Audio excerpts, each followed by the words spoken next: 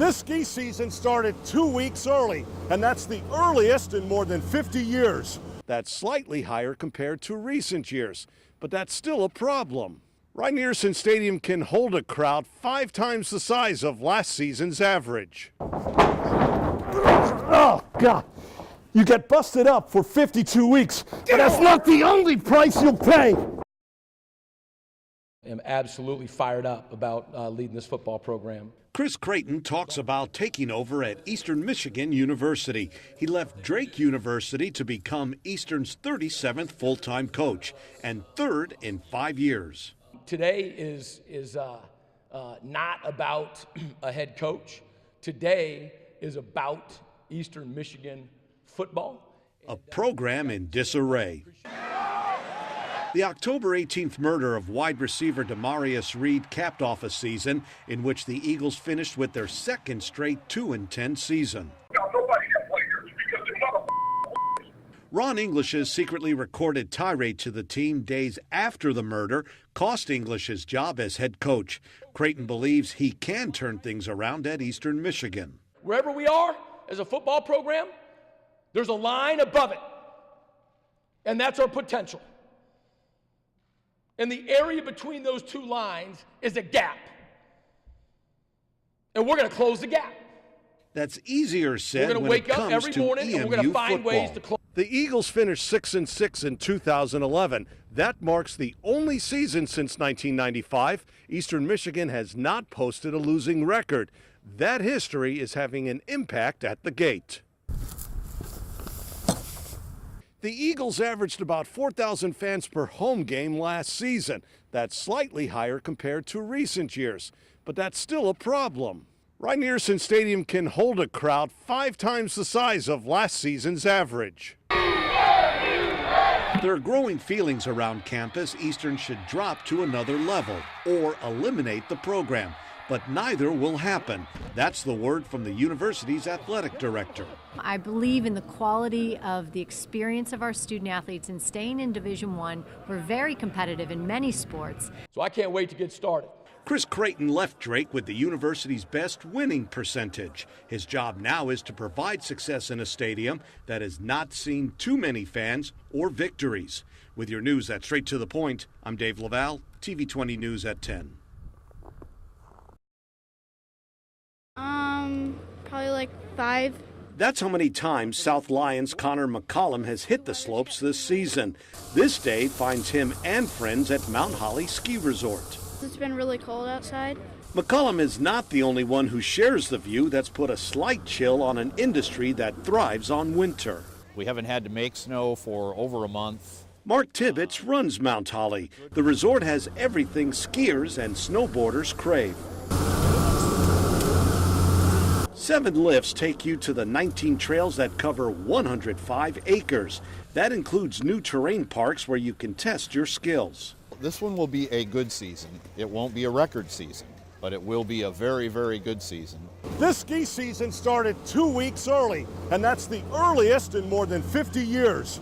Add in one of the snowiest winters, and it has the makings of one of the industry's best seasons. Yet many in it believe something foul is taking place at Michigan's 50 ski areas. Attendance at Mount Holly is up just 2% this season compared to a year ago, and that equals the statewide average. Old Man Winter is getting most of the blame by the industry for putting a freeze on what should be higher numbers. That's due to brutally cold wind chills this season. It seemed to be the only news for days at a time. And eventually people just became convinced that it was too cold to go skiing. Mount Holly and most of the state's resorts closed for a couple of days because of the wind chills. The cold is not enough to keep away everyone. We're used to it because it's Michigan. Out of the mouth of babes. With your news that's straight to the point, I'm Dave Leval, TV 20 News at 10.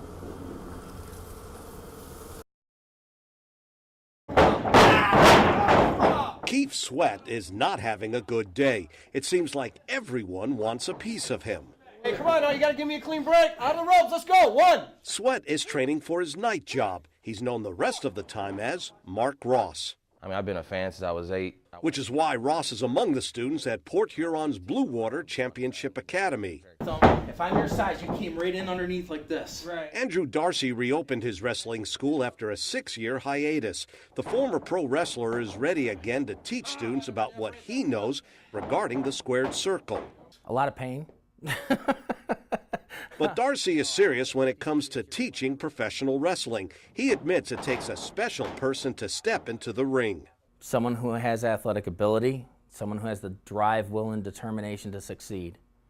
You can't come in here only going 40%. And you don't have to be a man. Hey, come on now, Hannah. Give me a bro break. Let's go. 1. Hannah Geyer shows she can hold her own with her male classmates. Well, it's definitely hard. That's one thing for sure. Oh, God. You get busted up for 52 weeks, but that's not the only price you'll pay. But it's also going to cost you about $4,000 to learn how to take a beating. And one thing that I will do is I will take the time to work out a budget so it's affordable for everyone. There's another price involved. I'm going to work with the bruises and the marks and stuff like that, and they're like, what happened? I thought you did wrestling. I do wrestling, you know what I'm saying? It's not fake. But Ross and others admit it's worth it if it gets them closer to a career in professional wrestling. With your news that's straight to the point, I'm Dave Leval, TV 20 News at 10.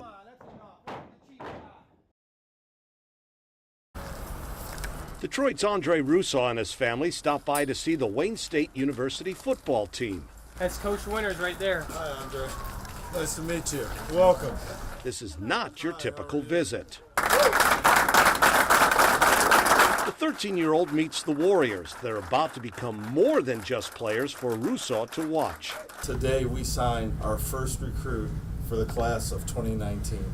Andre signs his national letter of intent. Andre may be a warrior. It's now time to look like one. All right, now these straps are what's gonna make it tight. Shoulder pads are just part of the uniform. You're gonna kind of have to duck your head a little bit here, and I have to pull it over. The jersey goes on easy, but Andre is not quite ready for battle. I think this will fit. I don't know. It does, and now Andre looks like his teammates who will take to Adams Field in the fall. Andre joins Wayne State through the Team Impact program. It's a charity that partners sports teams with children facing life-threatening illnesses. Andre suffers from kidney disease. It means a lot, like more than $1 gajillion. That's how much it means to me. To me, it means a lot because it's boosting his confidence, the way he feels about himself. We feel like, there's no better time right now than to take someone underneath our wing and show them some father figures and kind of be the big brothers that we can be. And Wayne State sings its fight song after every victory. The team does it now to welcome the bravest warrior it knows. With your news that's straight to the point, I'm Dave Leval, TV 20 News at 10.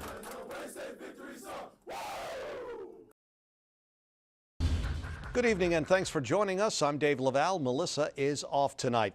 Well, the stores are closed and the presents are under the trees. Most of us will open them tomorrow morning to celebrate Christmas. Now, retailers are hoping they'll get a belated present when the final holiday sales figures are released. But it may not be a merry Christmas as they hoped. It's not hard to tell what time of year it is at Livonia's Laurel Park Place Mall. Shoppers pack the halls as they take care of that last-minute holiday shopping. That's good. What's not good is how much some people are spending this year. Less. Marty Bush admits it's no secret why. Good deals. Barbie Hall is also spending less this holiday shopping season. I really can't afford to spend a lot of money. That's not what retailers want to hear. The 10 days before Christmas typically account for 31 to 34% of retail sales for the entire season. Retailers predicted shoppers would spend an average 4% more on holiday gifts this year compared to a year ago. But the final days of the shopping season have cut that prediction in half. Many shoppers are spending less because of the unresolved tax debate in Congress. Others because of the Connecticut school massacre. Many retailers are pulling out all the stops to attract more shoppers. The Michigan Retailers Association points out this season got off to a strong start. Plus, shoppers have had the maximum number of days to shop after Thanksgiving, including 5 weekends. The final one is even more rare, a 3-day weekend before Christmas. Still, there's one thing that packs malls despite a sluggish economy. Retailers are hoping people will stay and spend after visiting Santa. And another thing that helped retailers this season is many stores open Thanksgiving night to start Black Friday sales, and that's the earliest it's ever happened. We also caught up with plenty of last-minute shoppers. They pack shopping centers, including the Macy's at Dearborn's Fairlane Mall. Some told us they just started their shopping, while others had to pick up that forgotten gift. Now, many stores will open early Wednesday morning for the day after Christmas sales. Go to the store's website to see what time doors open for business and what sort of deals are being offered. Well, it's still Christmas Eve here around Metro Detroit, but it's already Christmas in much of the world. And that includes Rome, where the Pope celebrated Christmas Eve Mass just a few hours ago. Anna Matranga reports from the Vatican. Well, Christmas has come early tonight for Detroit firefighters. You may recall there's been a lot of attention lately regarding how they are lacking some of the basic necessities, including toilet paper and cleaning supplies. Well, the community has responded in a big way, but one volunteer has taken the extra step tonight to help those who help us. My TV 20's Kyla Peoples tells us how this gift ensures firefighters are getting a good night's sleep. Today's donation is part of the Active and Safe Detroit campaign. It's a 3-year program with the goal of raising $50 million from the business community. That money will help buy equipment for fire and police departments, crime prevention programs, and recreation centers. Well, shock continues gripping the small town of Webster, New York tonight. It's located near Rochester. 2 firefighters are dead, 2 others injured as they responded to a call. But the deaths and injuries did not take place as the firefighters battled a house fire. Jennifer Lewis Hall tells us a man shot the firefighters when they arrived on the scene. Now, investigators also believe the man's sister may be buried in the debris of the burned house. She's still missing. Well, the search continues tonight for an illegal immigrant last seen in Detroit. She has a lot of hair and 4 legs. You see, Ash is a 9-month-old mixed Jack Russell Terrier. She escaped from the Wilkin family as they crossed the Ambassador Bridge last Friday afternoon. They were on their way to Atlanta for the holidays when border guards requested Ash be put in her cage. The Wilkins discovered their dog vanished after they crossed the bridge. Now, you're asked to email the family if you have any information. Fans are mourning the loss tonight of Oscar Madison. Jack Klugman died this morning at his home near Los Angeles. Klugman achieved his best fame as one half of the 1970s sitcom The Odd Couple. He won 2 Emmys for the show and received a Tony Award nomination for his role in Gypsy. Klugman was diagnosed with throat cancer in 1974. He lost a vocal cord to the disease 15 years later. Now, Klugman also achieved TV fame in the 1980s as the medical examiner Quincy. Jack Klugman was 90 years old.